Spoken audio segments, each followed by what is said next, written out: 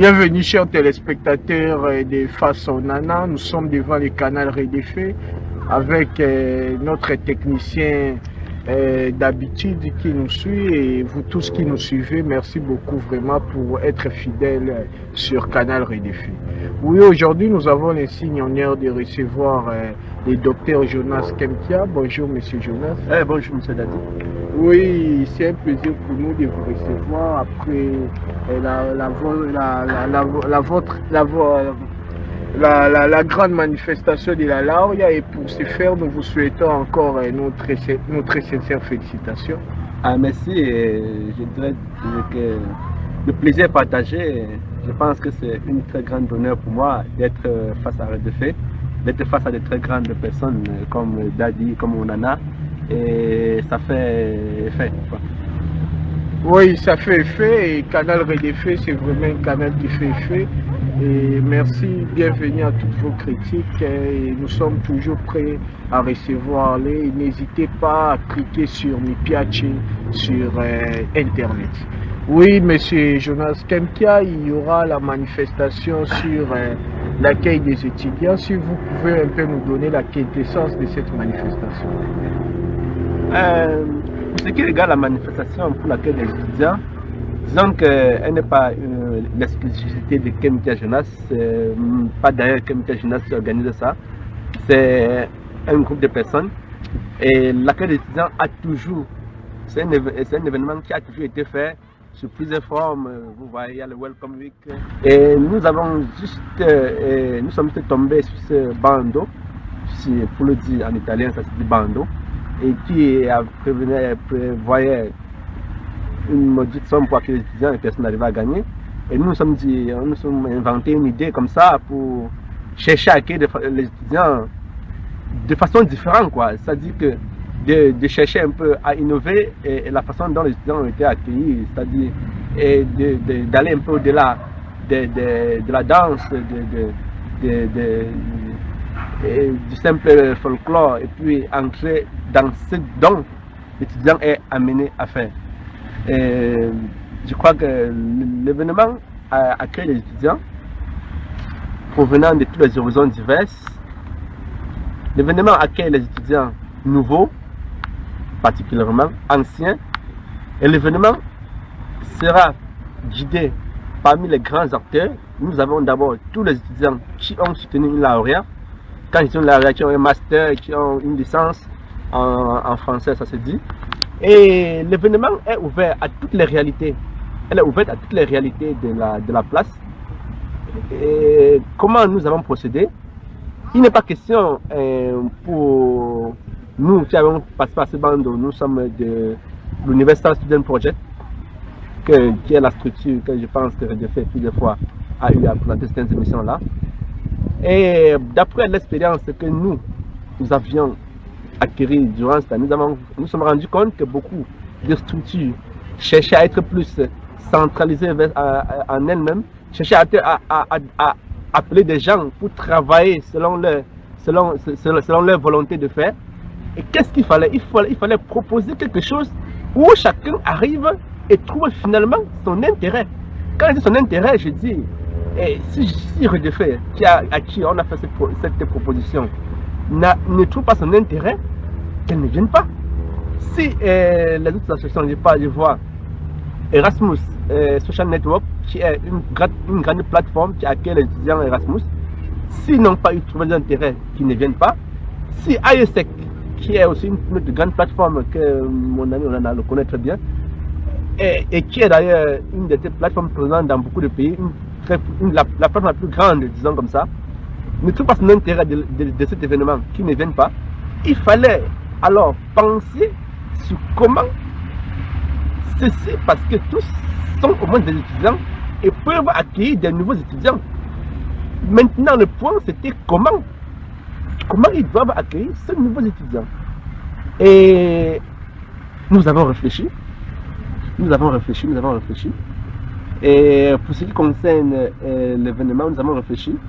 Et pour la proposition, je pense que pour envoyer, je ne sais pas si vous avez une question, je dois approfondir durant notre débat. Merci. Donc si je comprends bien, monsieur Jonas, cette initiative est originale dans ce sens que nous avons toujours assisté à l'accueil, mais ce n'était pas comme cette fois-ci où l'on voit vraiment que vous cherchez à vous intéresser vraiment aux désidérata de ceux qui doivent arriver, comprendre un peu leurs difficultés, dans ce sens-là que vous pouvez un peu interagir avec les nouveaux. Oui. Et disons que spécial, je dirais, dit que c'est si spécial, c'est comme, c'est que c'est original, excusez-moi. C'est comme si je voulais dire que d'autres personnes qui organisent l'accueil de nouveaux ou bien des étudiants n'est pas original. Je pense simplement que nous avons cherché tous ceux qui vont participer à l'événement ne vont pas seulement figurer sur la carte, mais seront activement présents sur la place. Alors, l'événement, comment nous essayons de la rendre plus accueillant possible, plus ouverte possible. Et je dois d'abord dire que nous avons cherché à avoir les grands, ce qu'on appelle le patronage de l'université qui est d'abord le financeur du projet. Nous avons le patronage de l'EGO qui nous offre la structure où nous allons réaliser le projet.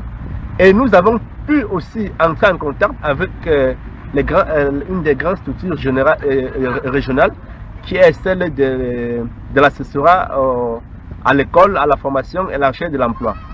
Pourquoi nous sommes déplacés dans ce sens? Parce qu'il faut que je m'explique très bien. Parce que l'étudiant qui arrive, entre dans un système, finit son parcours scolaire, l'étudiant qui arrive est accueilli par l'université, s'inscrit à l'université, entre dans un système, dans les moins démunis, où ils ont les maisons à l'EGO, ils ont les maisons ici. Avec la bourse d'études que l'EGO, heureusement, a réussi à leur donner depuis ces dernières années, fait tout son parcours et sort après un lauréat, il faut du travail. Voilà pourquoi nous avons pensé à inviter ces trois grandes personnalités, à la personne de monsieur le recteur, de monsieur le directeur de l'EGO et aussi de l'assesseur régional à la formation, le travail et l'emploi. Alors, ça c'est du point de vue institutionnel et administratif, disons comme ça. Du point de vue pratique, nous avons essayé d'organiser une journée parce que nous savons que les étudiants qui arrivent viennent des horizons diverses et chaque étudiant va vouloir s'intégrer dans la ville de Ferrara de façon diverse. Okay? Chaque étudiant a sa façon de vivre. Il y a des étudiants qui aiment aller jouer à Trikampi tous les dimanches. Il y a des étudiants qui aiment aller danser. Il y a des étudiants qui aiment étudier. Il y a des étudiants qui pour étudier ont besoin d'une aide particulière. Alors, à tout ça, il existe des structures. Et qu'est-ce que nous avons fait? Nous avons essayé d'organiser cela. Et nous avons d'abord essayé du point de vue des étudiants qui sont nouvellement arrivés. Nous avons réussi, excusez-moi, nous avions réussi à entrer, à demander à certains étudiants, bien sûr volontaires, qui ont une lauréat ou une licence, ou bien un master, de pouvoir venir accueillir les étudiants les étudiants nouveaux venus, bien les matriculés, de façon que un étudiant, un docteur qui a fait une thèse propose ce thème de thèse, un peu comme une exposition de thèse, tu vois. Cette exposition de thèse, je prends l'exemple, vous êtes juriste, il y a un étudiant qui vient d'arriver, qui va faire jurisprudence. Alors si à cette journée, il va rencontrer un enfant, un docteur qui a déjà fini, c'est-à-dire qui a déjà fait licence, master 1, master 2 en jurisprudence, et qui est là et qui te dit, comme tu vas faire jurisprudence, je te dis, pour faire jurisprudence, comme tu veux, je me mets à ta disposition, je peux te donner certains petits tactiques pour faire certains examens, je peux me mettre à ta disposition pour t'aider comme tuteur. Je te dis déjà que tel professeur, pour passer son examen, tu n'as pas besoin de trop bûcher. Par contre, l'énergie que tu peux mettre dans cette matière, il faut plus le mettre dans d'autres matières, parce que cette matière, tu peux la passer. C'est toute une plateforme. Et je pense que toutes les facultés, les corps disciplinaires, nous avons essayé d'avoir une représentativité maximum de toutes les corps disciplinaires. Au-delà, il n'y a pas que l'école. N'oublions pas, il n'y a pas que l'école, on ne doit pas seulement étudier. Ce que nous sommes en train de faire, c'est redéfait. Tu es étudiant, même le réalisateur du début de la soirée, il est étudiant, on en a étudiant. Il n'étudie pas seulement les leçons. Alors, il est aussi question de faire savoir à l'étudiant qu'en dehors de l'école, il y a aussi des espaces libres. Il y a, si tu veux, de temps en temps, te faire écouter dans les plateformes, il y a redéfait.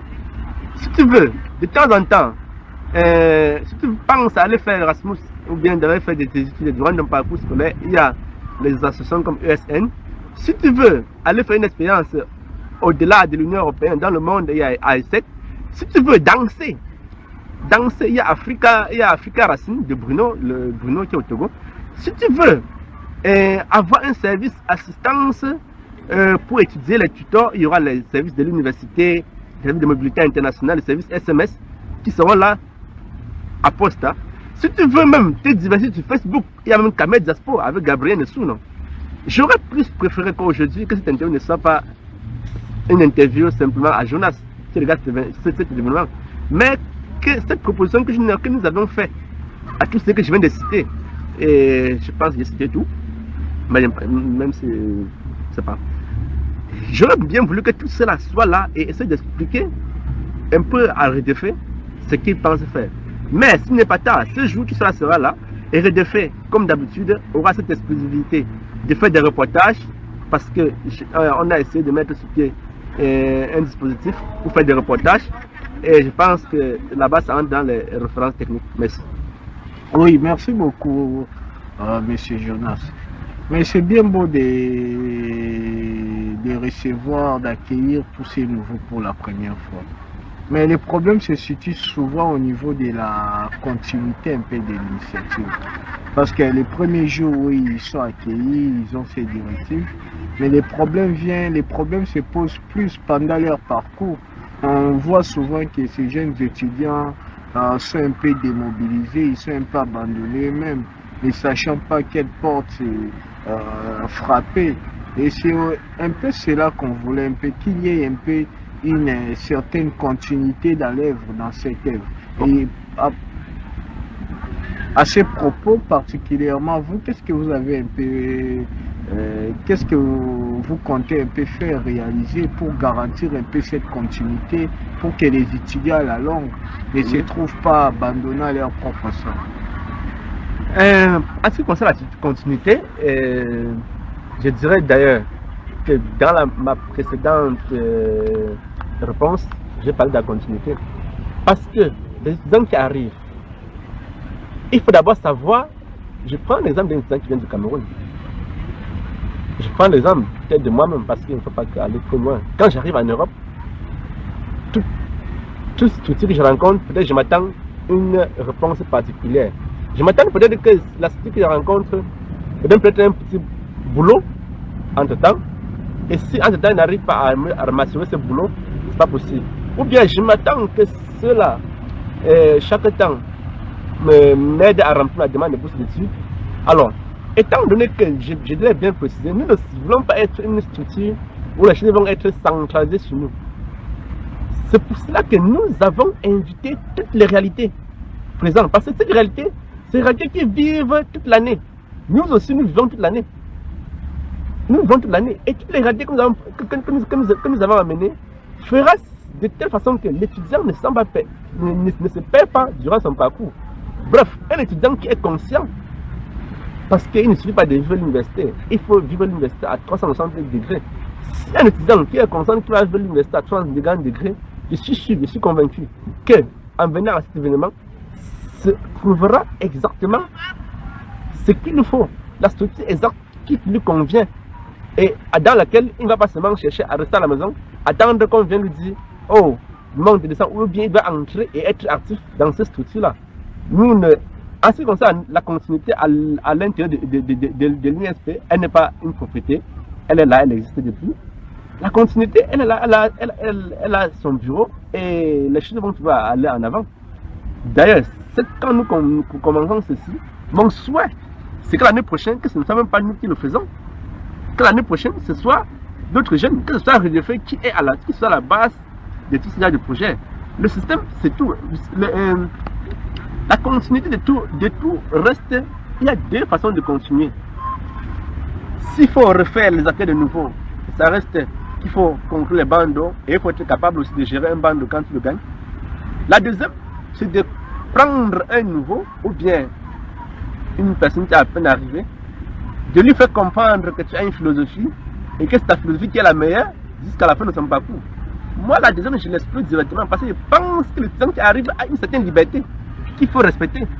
Et tout ce que je peux lui faire, c'est une de les propositions. Voilà, monsieur, tu es arrivé en Europe. Voilà, je te propose tout ça. Tu choisis quoi? Oui. Alors, si dans ça, on n'arrive à choisir rien, et je ne peux rien. Oui, mais merci, monsieur Jonas. Vous avez un peu éclairé tous nos téléspectateurs sur la quintessence, sur la continuité de ces projets. Et pour ce faire, vous avez vraiment éclairci tous nos esprits. Mais rapidement, si vous voulez expliquer un peu les jours, rappeler un peu à tous ceux qui nous suivent un peu par tous les jours la date de cet événement et un peu RDF vous offre un peu cette opportunité. Ah, merci beaucoup. Et je compte d'ailleurs beaucoup sur RDF et sur d'autres plateformes parce que le monde aujourd'hui c'est la communication. Quand on a la communication en main, je pense que ça ne sert vraiment à rien de faire un truc pour aller détruire les armes chimiques parce que tout c'est la communication. Et l'événement en elle se déroule le 30 octobre, le mercredi 30 octobre. Elle commencera à partir de 15 h. Il y aura déjà les expositions. Les étudiants auront déjà la possibilité de venir de visiter les stands. Tous les stands seront déjà disponibles, seront déjà préparés. Les étudiants, à partir de 15 h, pourront déjà commencer à visiter les stands. Et à partir de 18 h 30, on va commencer l'intervention de monsieur le recteur de l'université de Ferrara, on a déjà l'accord, et du directeur général de l'EGO et de l'assistant régional à l'école, à la formation et à l'éducation. Après, je pense qu'on a aussi été contacté par monsieur Ludovic Jassois qui doit faire une exposé au séjour qui s'appelle le cycle final. Et cette exposé sera aussi une façon de faire comprendre à ceux qui sont venus, les étudiants internationaux, quels sont aussi les défis qui les attendent. Parce que le monde aujourd'hui, c'est un défi. Un penseur disait, nous sommes en guerre. Le monde, c'est un défi. Et qui dit, je dois faire un défi, pas en guerre. Et je pense que le début d'asseoir avec cet exposé, même si je n'ai pas encore reçu tout le matériel, il ne m'a pas encore tout expliqué les fondements, mais je pense que connaissant mon gars, il sait que c'est dans ce sens qu'il arrivera. Et il y aura aussi un buffet, c'est un buffet, juste un buffet, et le buffet sera aussi là, et pour ceux qui pourront arriver, il y aura à manger. Je profite pour annoncer aussi un stand spécial que j'ai dit, s'appelle Giovanni Talenti et Creativita. Pourquoi j'ai créé ce stand? Parce que j'ai vu mon ami Onana, qui durant son parcours scolaire a réussi à montrer un talent en écrivant un livre, Maïda Soli. Et je voudrais que dans ce stand Giovanni Talenti, que Onana y soit, pour non seulement montrer aux étudiants qu'il n'y a pas que l'école, mais qu'en étudiant, on peut faire beaucoup d'autres choses que ce qu'on a fait. Ça, c'est en résumé le programme de la soirée. Mais ne manquez pas, 30 octobre, à partir de 15 h, la résidence universitaria Santa Lucia, via Ariosto 35. Et je compte aussi sur vous pour éventuellement, d'ici la semaine prochaine, nous allons commencer à exploiter tout le social network comme nous pouvons pour essayer de communiquer le maximum possible. Merci. Merci beaucoup, monsieur Jonas Kenkia, pour ton interview aussi limpide qui a permis un peu de nous enlever tous nos doutes qu'on avait à l'esprit. Et surtout, merci aussi à notre héros dans l'ombre, monsieur Nzoacha Ludovic, qui a permis à ce que nous puissions toujours vous atteindre dans vos salons, dans vos lits d'hôpital et un peu partout à travers le monde. Oui, face au Nana, vous le savez bien, c'est toujours une émission où nous voulons un peu déplucher tous vos sentiments, tous vos projets, tout ce que vous avez à l'esprit pour un monde toujours meilleur. Merci et à la prochaine fois.